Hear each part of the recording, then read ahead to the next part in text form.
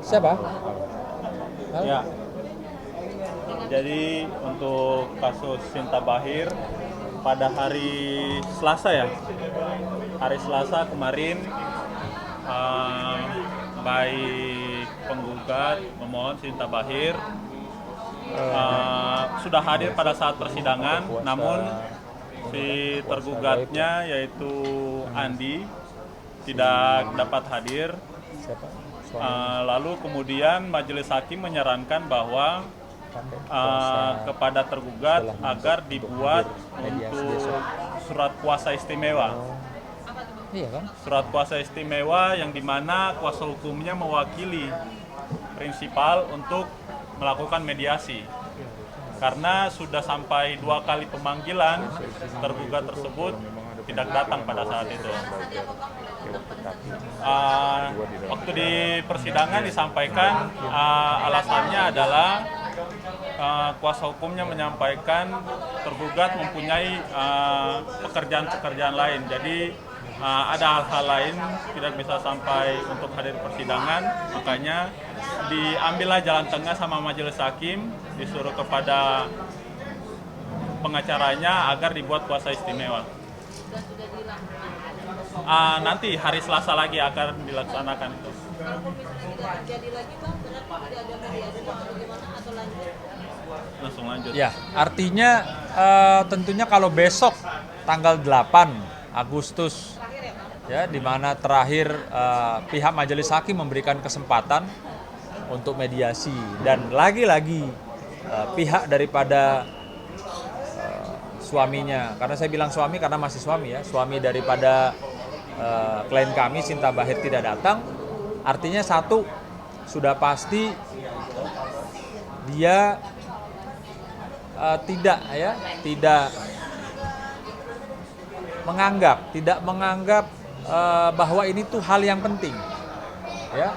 Ini kan panggilannya panggilan resmi, layak dan patut, dan orangnya tidak berhalangan, artinya bukan sedang ada tugas di luar negeri ya, atau menuntut ilmu di luar negeri, atau dia sedang tidak ada di dalam penjara, artinya orangnya bisa.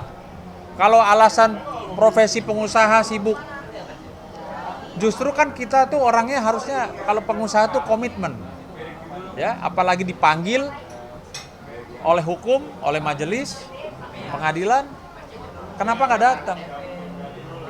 Itu yang kemarin saya juga sangat pertanyakan kepada kuasa hukumnya, klienmu mana? Apa kamu nggak sampaikan bahwa ini wajib hukumnya, wajib hadir? Ya sekarang kita bisa sama-sama melihat dan menilai lah. Kalau sudah dipanggil ya oleh pengadilan, majelis hakim, dan diwajibkan hadir, tidak hadir, kita lihat besok tanggal 8 Agustus. Kalau juga tidak hadir, paling tidak kita sudah bisa sama-sama menyimpulkan ada apa, kenapa, gitu loh. Jadi gini, Coba jelasin. artinya gini, kalau memang tidak hadir lagi, artinya berarti dianggap bahwa proses mediasi itu berarti gagal. Artinya di sini pengadilan agama lagi-lagi mempunyai kewajiban untuk memanggil para pihak untuk dicoba dimediasikan gitu kan. Karena itu ada diatur dalam surat edaran Mahkamah Agung juga. Jadi sebelum adanya putusan, sebelum masuk dalam pokok perkara memang wajib sebenarnya. Nah, yang dikatakan bahwa surat kuasa istimewa sebenarnya itu ketika memang seseorang itu ada di luar negeri dan tidak bisa kembali ke Indonesia atau ke dalam negeri. Satu mungkin sedang menjalani artinya menuntut ilmu. Terus ada hal-hal yang memang tidak bisa ditinggalkan di luar negeri. Terus yang ketiga, mungkin ya tadi yang dikatakan juga rekan kami Pak Sunan Kalijaga bahwa mungkin lagi sedang menjalani masa hukuman, itu bisa dengan namanya surat kuasa istimewa. Artinya di sini mau segenting apapun itu, kalau memang sudah panggilan pengadilan sebenarnya harusnya hadir, ya. Makanya jangan sampai arti gini, kami juga jangan sampai dianggap bahwa persidangan ini adalah persidangan yang mulia ini jangan sampai diabaikan sebenarnya itu. Karena apa? Jangankan orang sipil, presiden aja apabila dipanggil oleh pengadilan itu wajib hadir. Gitu. Diperhatikan, di setiap pengadilan itu tidak ada foto presiden dan wakil presiden, ada burung Garuda. Karena apa? Karena pengadilan itu yang mulia, peradilan itu mulia, tidak orang itu semua sama di mata hukum. Jadi harusnya itu sangat dihormati sekali panggilan dari persidangan itu. Coba diperhatikan, di ruang persidangan itu tidak ada foto-foto itu. Jadi kalau seorang presiden saja wajib hadir ya? Wajib. Kalau prestek nggak ada. Kalau prestek nggak. Karena apa? Karena ada kuasa hukum. Karena ada kuasa hukum. Yang di sini yang saya katakan tadi bukan terkait masalah presteknya. Mediasinya gagal dianggap. Karena kewajiban pengadilan adalah itu dimediasikan terlebih dahulu, itu wajib.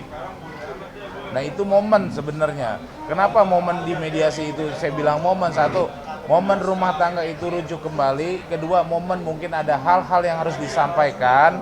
Artinya rumah tangganya mungkin pisah, tapi ada hal-hal perjanjian di luar dari rumah tangga itu yang memang diselesaikan secara baik-baik, ya itu momennya, gitu kan. Itu. Kalau untuk perstek kecuali memang sama sekali tidak hadir kuasa hukum maupun prinsipalnya tidak hadir, mungkin itu bisa perstek.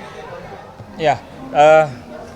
Jadi ada beberapa hal yang perlu kami sampaikan selaku kuasa hukum dari Sinta Bachir, bahwa kami mendapatkan aduan dari klien kami bahwa ya suaminya itu melakukan ya atau diduga melakukan tindakan-tindakan yang bisa dikategorikan pelanggaran pidana. Ya, di mana istrinya atau klien kami ini sudah sangat merasa ketakutan, tidak nyaman, ya. Bahkan tidak sekali dua kali sama saya nangis karena merasa ketakutan dan tidak nyaman. Perlu saya kasih peringatan ya kepada suami dari klien kami ini, bahwa tolong selama proses hukum berjalan, ya, proses peradilan berjalan, jangan saling mengganggu, ya. Alangkah lebih baiknya saudara itu datang ke pengadilan, bukan datang terus ke rumah klien kami, sehingga klien kami merasa tidak nyaman, ya, merasa terganggu, merasa ketakutan, dan juga perlu kami peringatkan. Ya, kami itu sudah pegang alat-alat bukti yang bisa kapanpun kami melaporkan secara dugaan pidana. Ada beberapa pasal yang kami sudah siapkan ketika memang ya pihak suami daripada klien kami ini tidak mau berhenti atau terus-terusan membuat klien kami merasa tidak nyaman atau merasa ketakutan, atau dibilang bisa seperti diteror, ya. Nah ini harus kami selaku kuasa hukum menyampaikan bahwa tolong di stop, ya. Jangan sampai nanti istrimu atau klien kami berubah pikiran sehingga bisa melaporkan apa saja yang bisa dilaporkan. Katanya ada unsur pelecehan, Bang. Kalau unsur-unsur dugaan KDRT itu ada, ya. Jadi tolong saudara tanyakan ke kuasa hukumnya bahwa di dalam rumah tangga, ya, itu tidak bisa kita bicara, kamu masih istri saya, hak saya untuk begini begitu itu nggak bisa. Kalau si istri merasa ketakutan, merasa terancam, merasa terpaksa, maka akan berlaku undang-undang KDRT, ya. Jadi Anda tuh tolonglah gitu loh, kan sudah punya kuasa hukum, coba ditanya, kalau saya melakukan ini gimana Pak pengacara, apa boleh apa tidak gitu. Jangan Anda melakukan atau berbuat sesuatu dengan berpikir saya masih suami kamu, Ya. Apa perlu kami buktikan? Ya. Berapa banyak seorang suami daripada klien kami yang kami penjarakan? Jangan tantang gitu loh. Ya. Kalau mau lihat pun putusannya ada. Bahwa klien kami yang menjadi korban, ya, suaminya kami penjarakan. Tentunya dengan unsur atau pasal-pasal pidana. Ini suaminya Sinta Bahir dalam proses cerai dia masih datang ke rumah dan masih meminta jatah suami gitu bang maksudnya. Dan si Iya, pokoknya tidak intinya gini, apa yang dilakukan nanti kalau perlu saya perdengarkan gitu ya. Bagaimana seorang Sinta nangis, ketakutan, ya, sudah tidak nyaman. Nah ini kan saya bilang ya nggak bisa dibiarkan dong, ya. Toh dia juga kan punya kuasa hukum, harusnya kuasa hukum juga bisa menasehati, namanya penasehat hukum, harus bisa menasehati kliennya, jangan berbuat begini, jangan berbuat begitu, nanti bisa dilaporin pidana gitu loh. intimidasi dan teror itu seperti apa? Ada ancaman Ya, nanti itu mungkin bisa ditanyakan langsung kepada Sinta besok hari Selasa di Pengadilan Agama Jakarta Timur tanggal 8. Ya, saya tidak berkapasitas untuk menyampaikan. Saya berkapasitas sebagai kuasa hukum hanya memperingatkan secara tegas dan keras. Gitu loh. izin boleh mendengarkan voice note-nya Bang? Tadi sempat kita Ada sebentar. seperti terancam dan Siapa? Bill? Jim?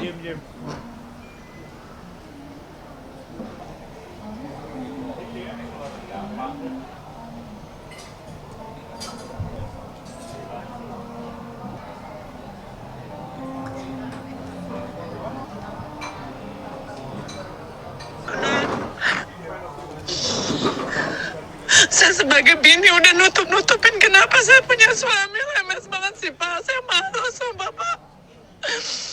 Sekarang saya sakit pun saya terima. Saya ikhlas, saya tutupin semuanya. Tapi kenapa suami saya bongkar sana sini Pak? Mendingan kalau mau bongkar-bongkaran aja Pak. Udah lah Pak, gue udah malu. Sumpah Pak, saya malu. Ya kurang lebih seperti itu ya teman-teman, bahwa ini sudah betul-betul serius. Artinya klien kami sudah merasa ketakutan, merasa sangat tidak nyaman, ya. Maka bersama ini hari ini kami selaku tim kuasa hukum daripada Sinta Bahir berkewajiban untuk memperingati ya, memberikan teguran keras, ya. Jadi jangan Anda berpikir itu saya masih suami. Betul, Anda masih suami. Kami pun mengakui, hukum pun mengakui. Tapi seorang suami pun tidak bisa semena-mena kepada seorang istri, ya, apalagi memperlakukan sesuatu yang tidak tidak pantas, apalagi membuat si istri ketakutan. Jadi tolong dipertimbangkan, ya, tolong segera dihentikan. Kalau tidak, tentunya saya sebagai penasihat hukum, saya akan menasihati Sinta untuk segera membuat laporan polisi. Gitu loh, ya. Jadi jangan dibilang kalau suami itu kebal hukum. Banyak sudah suami-suami dari klien kami kami penjarakan. Gitu. Biasanya peringatan atau ultimatum itu bisa berbentuk somasi Pak. Bisa somasi juga bisa menyampaikan lah. Apakah akan membuat somasi tertulis untuk suami? Nanti kita lihat. Kalau saya rasa nggak perlu saya somasi karena buktinya sudah lengkap. Bahkan kalau saya diizinkan malam ini juga saya berangkat ke Polda untuk melaporkan, saya bisa. Tapi dapat izin dulu daripada klien kami, begitu. Mungkin boleh bisa ditegaskan lagi itu proses adanya unsur KDRT itu selama pernikahan atau selama proses perceraian ini Pak? Iya, bisa dikatakan gitulah. Dalam masa proses pernikahan pun juga ada hal-hal yang memang ya tidak etis harus disampaikan di sini. Tapi kami sudah ajukan dalam pokok ya gugatan dalam persidangan cerai. Sudah kami ajukan. Artinya apa yang kami ajukan kami bisa membuktikan. Ya, apa yang kami sampaikan itu bukanlah fitnah, bukanlah tuduhan, tapi kita bisa buktikan. Gitu, ya. Oke. Terima kasih. Audio Jungle.